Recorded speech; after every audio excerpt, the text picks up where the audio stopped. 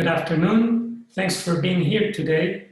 I would like to introduce our speakers of this session: back office, innovation, and robotics. How do they play and what role will they have in the new normal? Our first speaker is Vela.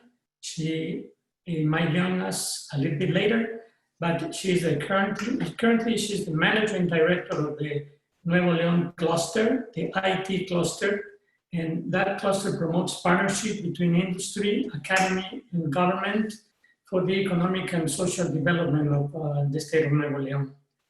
This cluster is renowned for its ecosystem and entrepreneurship and digital innovation. Since its creation, has managed to increase the number of engineers to about 30% a year. The success of this model has led the state to cluster other strategic industrial sectors. Then we have with us Beni López. He's currently the managing director, industrial and US market at Softtek.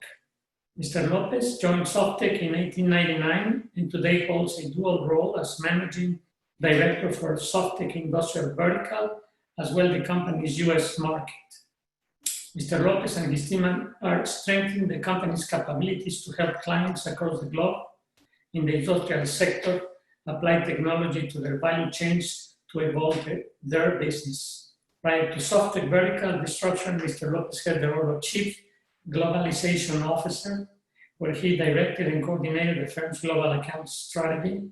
Mr. López has expanded Softtek frontiers first to the US market and later to other global locations, including China. And then we have Brian Smith. He's a business development executive for Softtek industrial sector, serving customers in the aerospace and manufacturing, finance, and utility sectors. Prior to joining Softtek, he held VIP positions in line and account management within Capgemini and CSC outsourcing units. Brian specializes in understanding, monitoring, and managing the human interactions that surround complex IT transactions. He is based in Connecticut, but had also lived in several places in the world during his career. Welcome. I see that Angeles is with us now. Please go ahead and start. Angeles. Hello, good morning, everybody. It's a pleasure to be here with you. I'm going to take a few minutes only to present how is the CSoftmty. We are the ITC cluster in Nuevo León.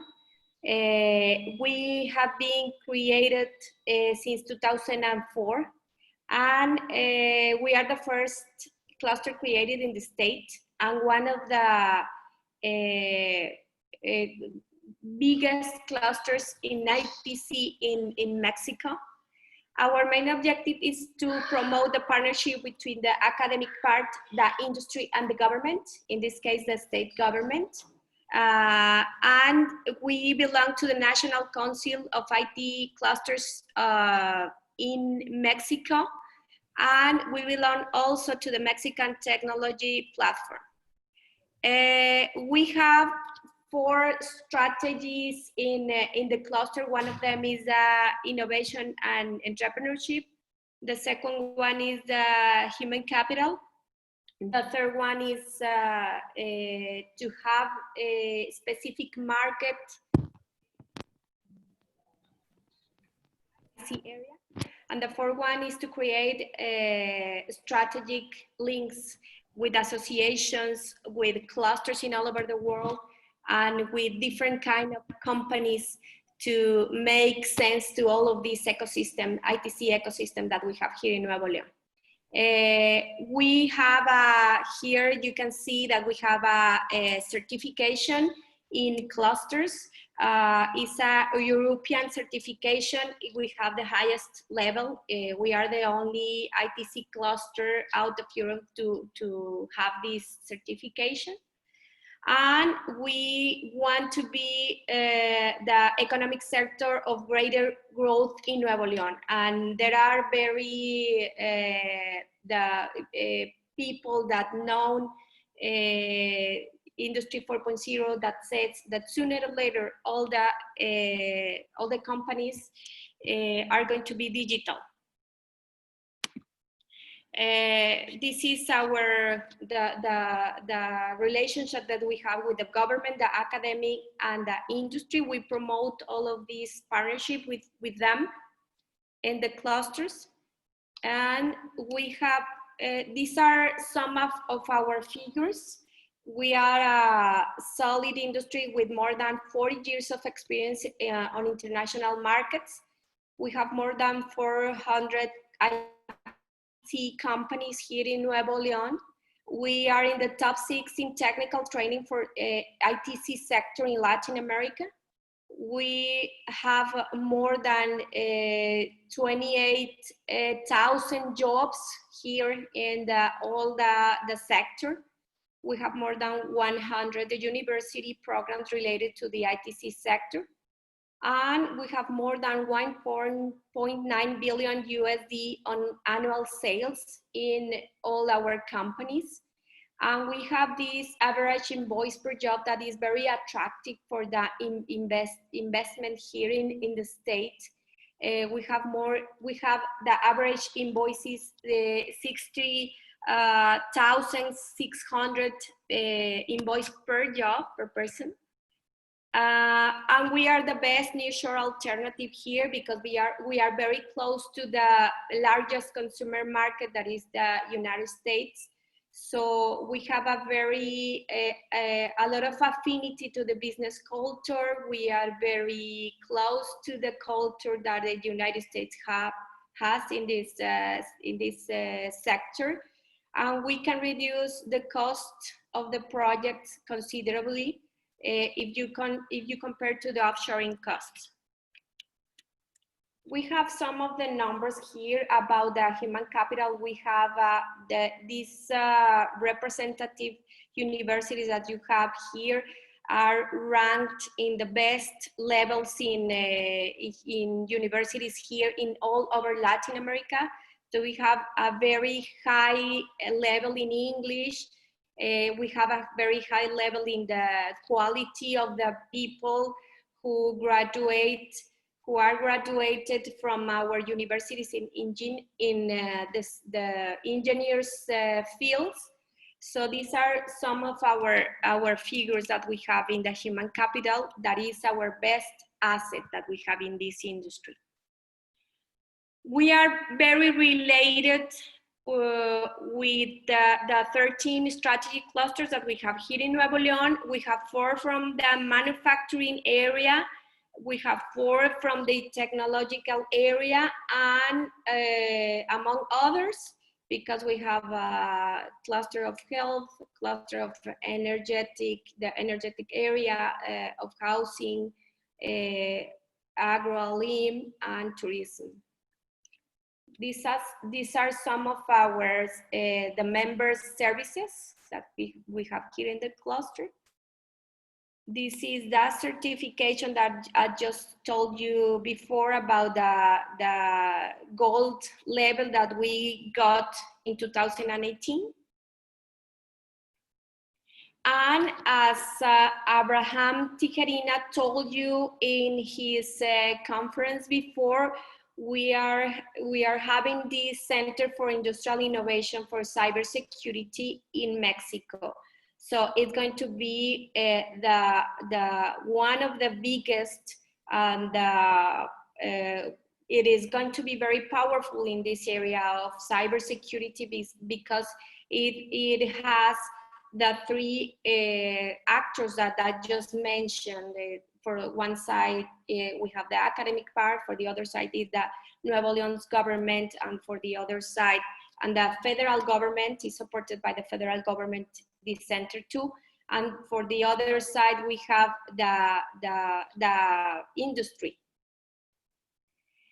And we are part also for this initiative from the state that is Nuevo León 4.0. You can see here the cluster that is CSoftmty, that is part of an industry we form all of this initiative in Nuevo León. And one of our companies, one of our founder companies is Softtek, and Softtek is going to give you some examples of that technology that we have in all over the world with this big company that is the most important company in software development, Mexican company in software development in all over the world. So the next presentation is going to be by this company. These are my contact information. This is my email. Okay, thank you very much for this presentation.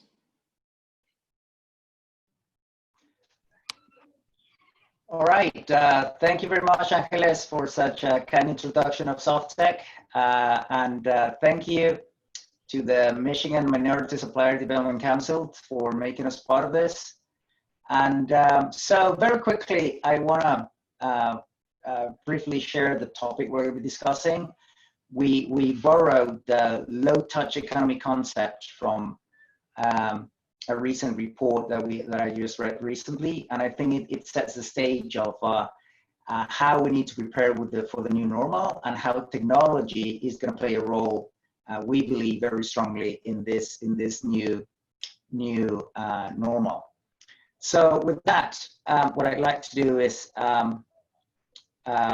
mention a couple of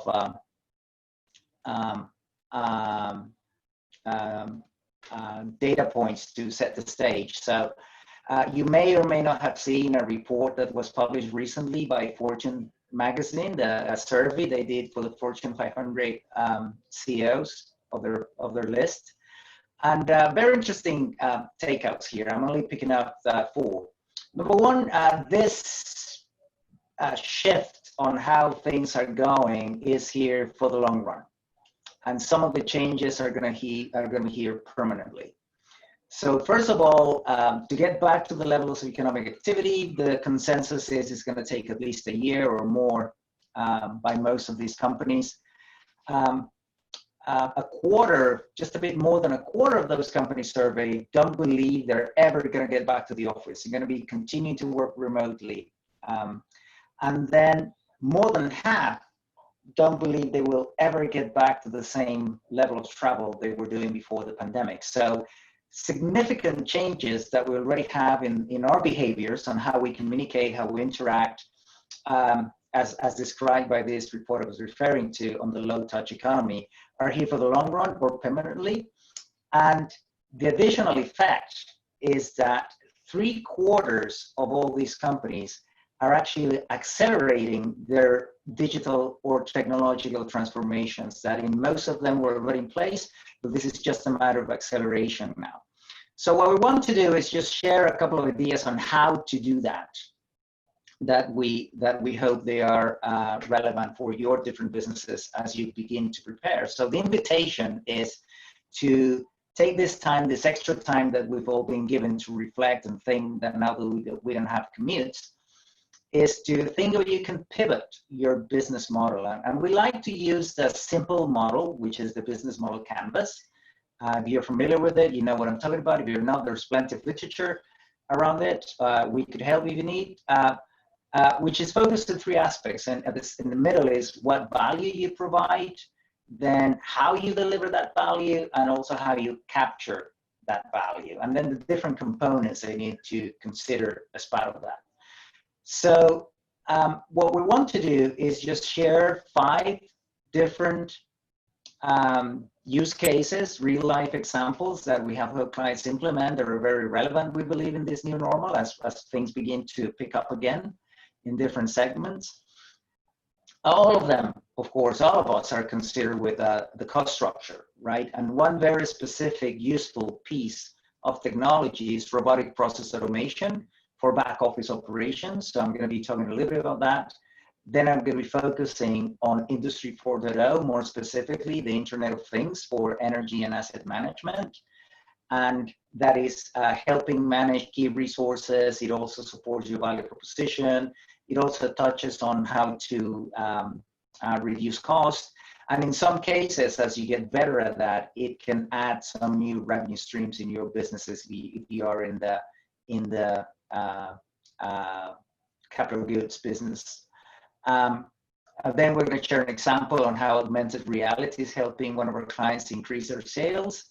And very relevant because of security, now that everybody's working from home, how you can remotely refresh your PCs or reinforce security by monitoring them remotely. So we'll be talking a little bit about that.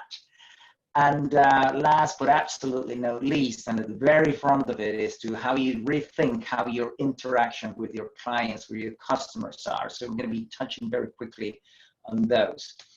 So the first example, as I was mentioning, is related to cost. So this is an example with a client of ours, a regional American retailer, more than 65 stores.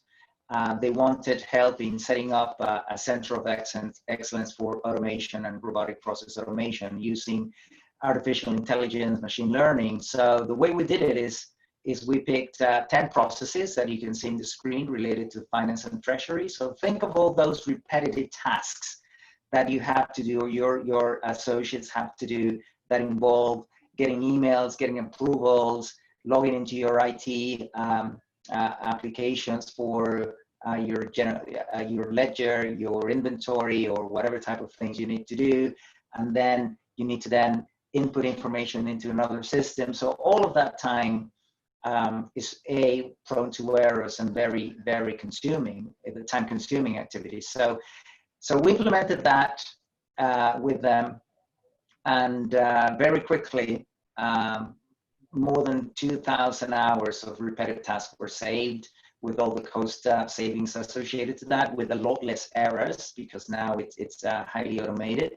And the platform we have in this case is Frida, it's our own platform, has a chance to continue to learn. And we also transfer that knowledge to the client so that they could begin to do their own bots.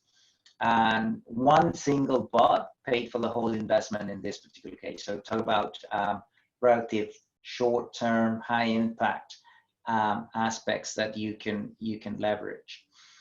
The second example is with Industry 4.0. In this particular case is the industrial Internet of Things. So the same type of automation, but in this case, instead of manual human to computer tasks, we're talking about machine to machine automation.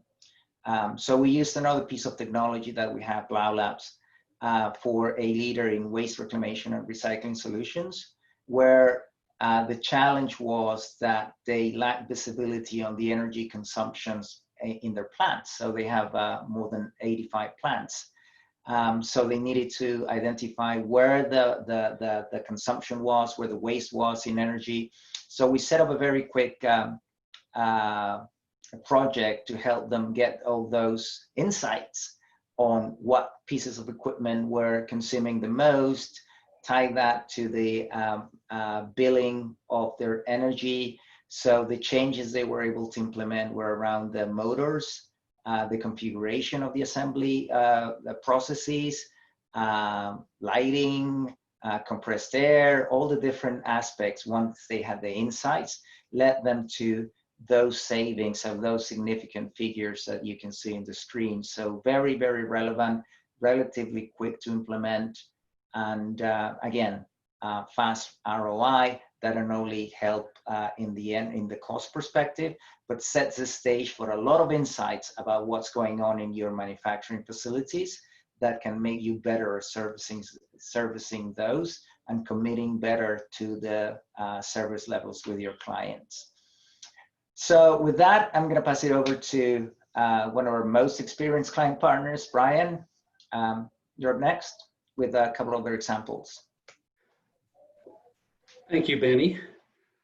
Yeah, I've got 3 cases I want to share with you, and thanks for calling me most experienced. I know what that really means.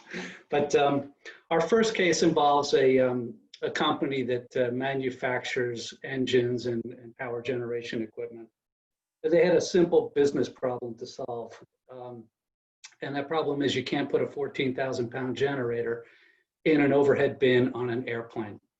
So what we did was work with this client to build an application that is based in HoloLens technology to give their end-use customers the ability to have an augmented reality experience and see and also even hear the generator in operation, understand how it operates in critical conditions, and most importantly, this application enables the company to showcase their product remotely, right? They can simply package up an app in a HoloLens, ship it to a potential client, and the client can have an augmented reality experience with the generator that typically they might have gone to see at a trade show, but even the logistics of shipping these types of products to trade shows is overwhelming. So this is an application that actually was initially envisioned for trade shows, but became very critical in COVID-19 times to continue the ability to showcase products to customers who might not even be going into their offices. So this could be viewed in their houses, or viewed in their offices, or even viewed in the facility where the generator might be installed. In addition to showing the customer this, the application also measures what the customers seem to be showing interest in. So it makes the company more aware of the areas that their clients are focused on when they're looking at a generator technology. So really, they got four things out of this. One, they got a pretty high-tech image for what is really a 100-year-old industry, power generation, more than 100-year-old. They got cost savings versus the traditional trade show approach and shipping large objects to faraway places. They got broader reach than they would with a traditional sales approach, where their clients would have to come to trade shows to view these things. And they got customer analytics, understanding how the end-use customers are interacting with the equipment. So that's our first case. We can go on to the next one. And Benny, you're driving. Thank you. Okay, good.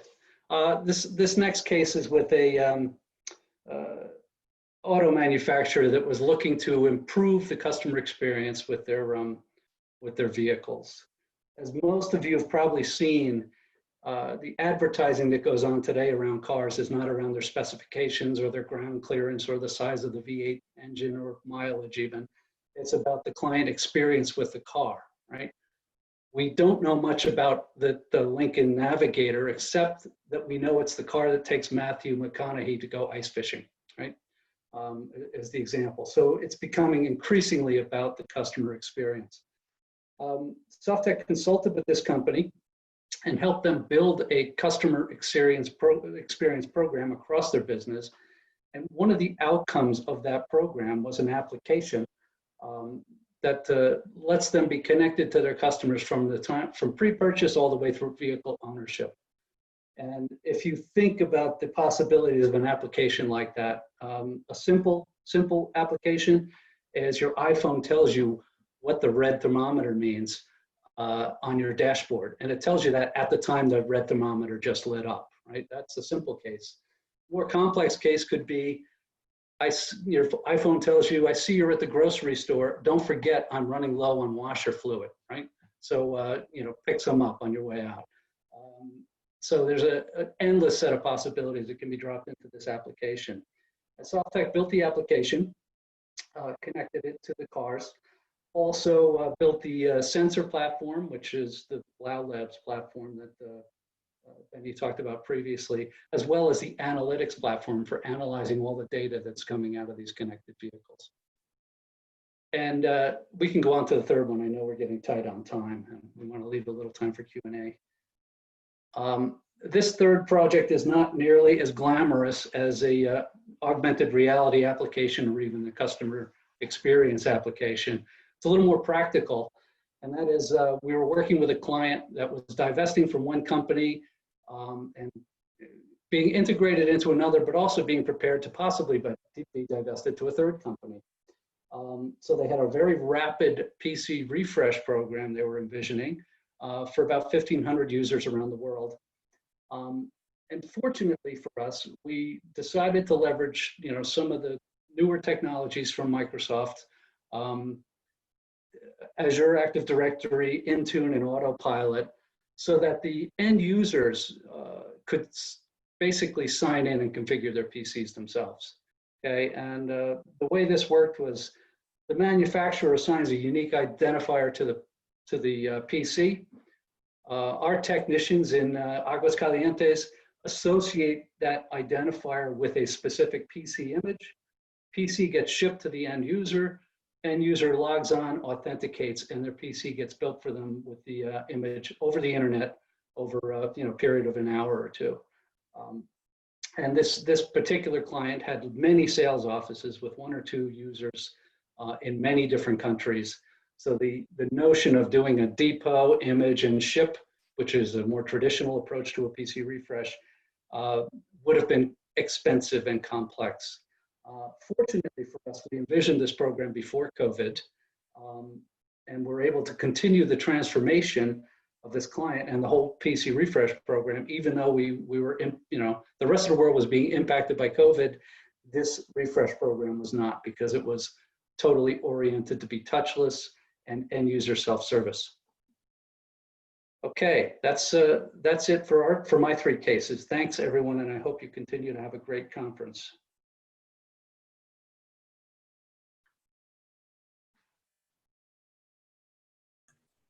Thank you.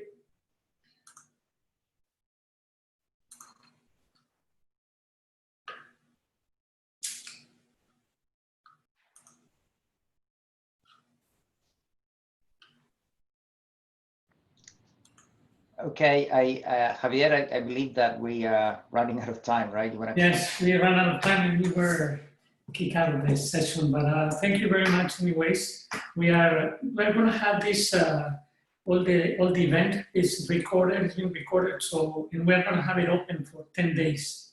So if you have friends or colleagues or customers that would like to, invite them to see this, they will work with the same password, usernames, and things like that. And we'll see what's the coming, what are the results of these meetings. And I guess the idea is to build these bridges between Mexico, at least in the last 2 sessions, with Mexico and Michigan. So thank you very much, and we'll just keep in touch. Gracias, Angeles. Right. Thank you, Javier. We got to the end though, right? Yeah. Perfect. Okay, good. Like in the last one. Okay. Excellent. Thank you very much, because I cut, but thank you anyways, and we'll keep in touch. Okay. Thanks, Javier. Thank you very much. Bye. Right. Thank you. Bye-bye.